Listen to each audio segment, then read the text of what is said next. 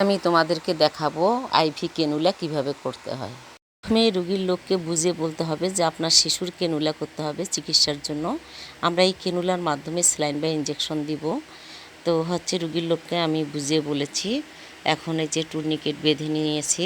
তো প্রথমে টুর্নিকেটটা বেঁধে তারপরে দেখতে হবে কোথায় ভেন ভালো আছে, তারপর সুন্দরভাবে হাতটাকে ক্লিন করতে হবে বা আমরা যে জায়গাটাতে দিব সেটা ক্লিন করতে হবে।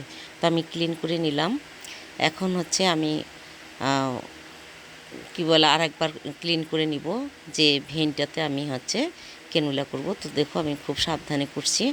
প্রথমে এক পাশে করে নিলাম, তারপর আরেক পাশে তুলাটার অপর পিঠ দিয়ে পরিষ্কার করে নিয়েছি। আর ক্যানুলাটা আমি খুলে রেখেছি আগে, মানে একটু আগেই খুলেছি, এটা করব। তো এখন এই যে ক্যানুলাটা আমি দিচ্ছি। আর ক্যানুলা দেওয়ার আগে দেখতে হবে যে ক্যানুলাটা লুজ আছে, ক্যানুলার স্টুপারটা লুজ থাকে সেটা অবশ্যই দেখে নিতে হবে, টাইট করে নিতে হবে লুজ থাকলে। তো আমি টাইট করে নিলাম। আর এখন দেখো আমি যে ভেনটাতে দিব প্রথমে অল্প করে ঢুকাতে হবে। তো এই যে দেখো আমি ঢুকিয়েছি, আর তারপর টেনে দেখতে হবে যে ব্লাড আসছে কিনা। তো পিছনে আমি নিডিলটাকে টেনে দেখলাম যে ব্লাড আসছে। তো এখন আমি সামনে ক্যানুলাটাকে আর একটু প্রবেশ করিয়ে দিলাম ঠিকঠাকভাবে। তো দেখো এখন আমি মাইক্রোফোন দিচ্ছি। মাইক্রোফোনটা ঠিক এইভাবে সাবধানে দিতে হবে। আর এখন টুর্নিকেটটা খুলে দিতে হবে। তো তোমরা টুর্নিকেটটা খুলে দাও। তো আমাদের খেয়াল করতে হবে যে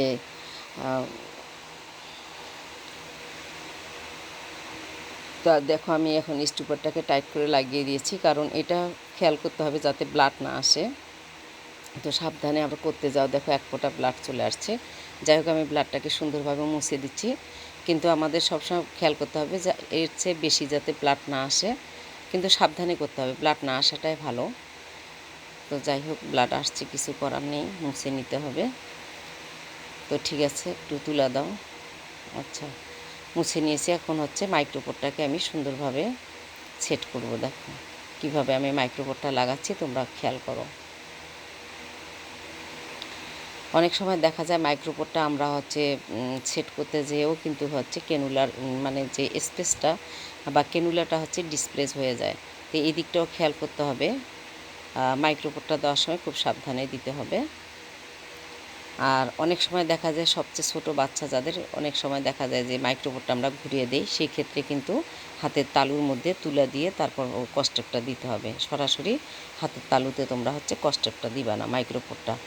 তো এই দিকগুলো খেয়াল করতে হবে। আর এই বাচ্চাটা যেহেতু একটু বড়, তাহলে তাকে আর আমরা ওইভাবে মাইক্রোপোরটা দিব না। আমি যেভাবে দিয়েছি তোমরা ঠিক এভাবেই দিবা। আর সবসময় এভাবে মানে আইভি ক্যানুলা করার চেষ্টা করবা। তাতে করে রুগীর লোকেরা সন্তুষ্ট হবে তোমাদের প্রতি।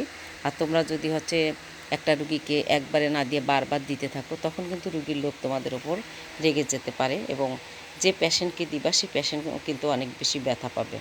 তা আমাদের কাম্য কিন্তু রুগীরা ব্যথা পাক এটা না। অবশ্যই আমরা রুগীদের সন্তুষ্টির জন্য যেভাবে কাজ করলে ভালো হয় ঠিক সেভাবেই কাজ করব। তো ঠিক আছে, তোমরা ভালো থেকো। আল্লাহ হাফেজ।